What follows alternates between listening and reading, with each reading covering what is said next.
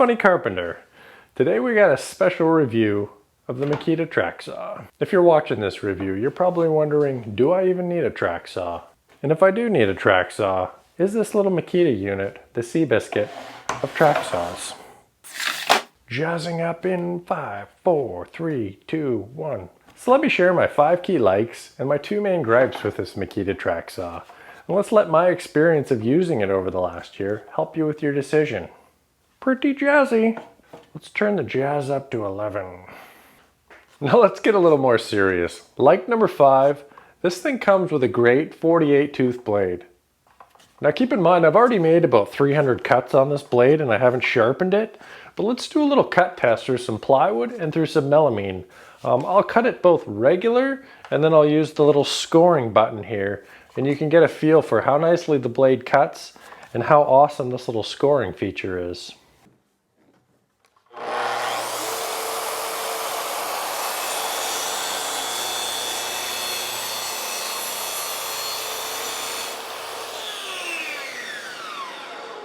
Yeah, so as you can see, cutting just regular depth through the plywood, on the cutoff side, opposite of the track, it's quite rough, just like you would expect on a cut like that, on the top side of a skill saw cut. I mean, it's probably nicer than what you would ever get with a skill saw, but it's still quite rough. And then when you go back and you do the score feature, I mean, that thing is glass. That's a beautiful cut.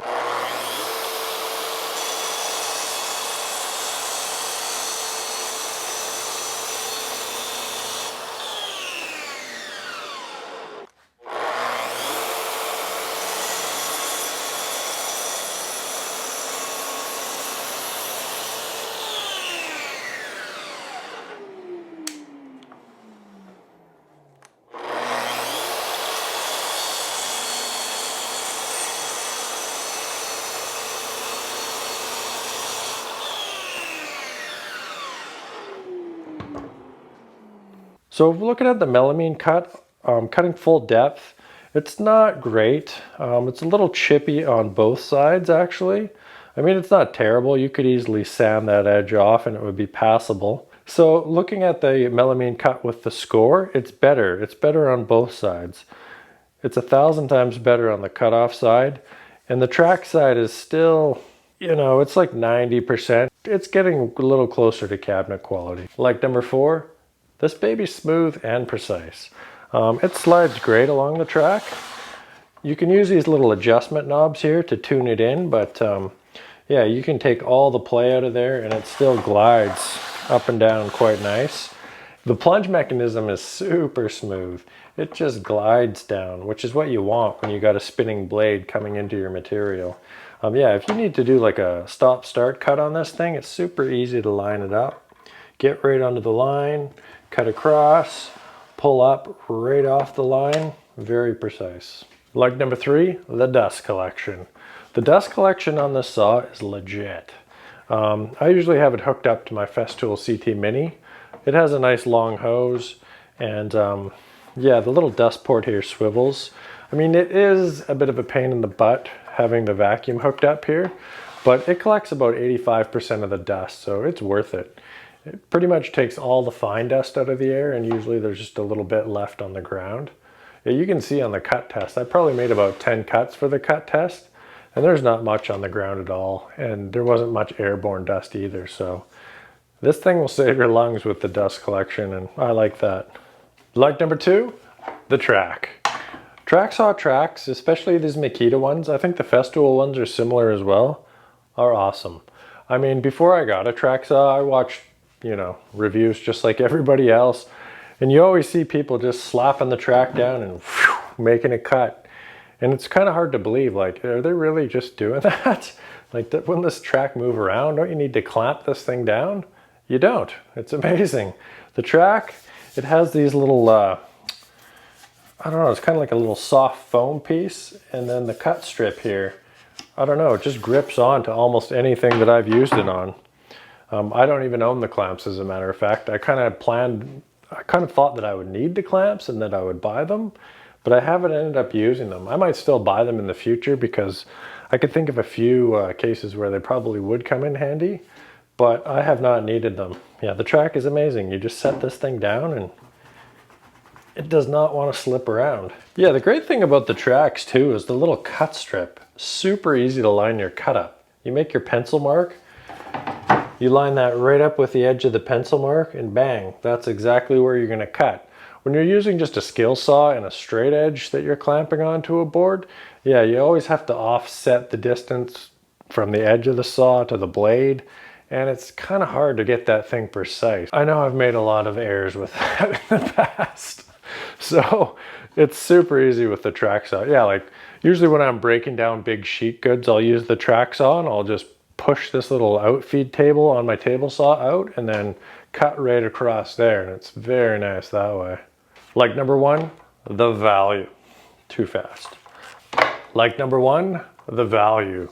The value on this saw is tough to beat. I picked this thing up for about 520 bucks Canadian, and that came with the case, the track, the 55-inch track, and the saw. That's about 300 bucks, 350 bucks cheaper than I could get the Festool for. I've used the Festool a few times and checked it out in the store a bunch. And actually, this saw is a little simpler to use with the buttons. It's kind of like more of a classic skill saw type feel. I mean, I'm sure you'd get used to the Festool, but it felt a little space agey for my liking. So I was happy to save the 350 bucks and buy a few more tools. So it's not all rainbow sherbet and lollipops with this saw. I have two main gripes. Gripe number two, the depth scale. The saw only comes with a metric depth scale, which is insane. Everything that we work with is imperial. Everything I understand is imperial measurements. Obviously metric is a better system, but I don't understand it.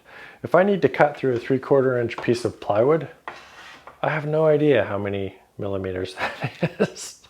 And my number one gripe with this track saw, the cord. Cords are silly. Track saws are no exception. Now I thought because I would always have this thing hooked up to the vacuum that it wouldn't be any benefit into having the cordless, but I was wrong. And what I didn't realize at the time is I didn't own this Makita vacuum, this cordless Makita vacuum. Check out my review on this vacuum. It's unbelievable. I mean, it's almost as good hooked up to this saw as the corded Festool vacuum. I think I did a test on the review and I think this thing sucked. I think it was like 30 cuts and this took out like, say 89 grams of dust. And the Festool vacuum took out like 91 grams of dust on the test. So it was a virtual dead heat, which I didn't think would be the case. So overall, the corded Makita track saw is an amazing tool. On a scale of 1 to 10, I'd probably give it a 9, maybe slightly higher than a 9, 9.1.